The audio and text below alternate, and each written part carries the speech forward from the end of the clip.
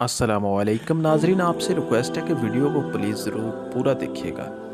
آج کی دعا حدیث آپ سے شیئر کرنی ہے۔ پہلی جو حدیث ہے وہ نماز عصر کے حوالے سے ہے کہ نماز عصر کا چھوڑنا۔ نبی کریم صلی اللہ علیہ وآلہ وسلم نے فرمایا، جس کی نماز عصر چھوٹ گئی گویا اس کا مال، اس کا گھر، سب کچھ لٹ گیا۔ یہ صحیح بخاری کی حدیث ہے۔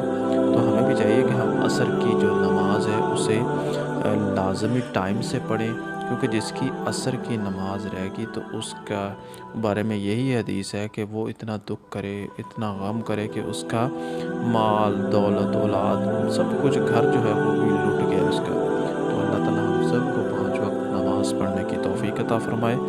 ناظرین، اگلی جو حدیث ہے وہ بھی بڑی امپورٹنٹ ہے، اس کو بھی شیئر ضرور کیجیے گا۔ اس حدیث میں یہ ذکر ہے کہ الحمدللہ کہنے کی کیا فضیلت ہے۔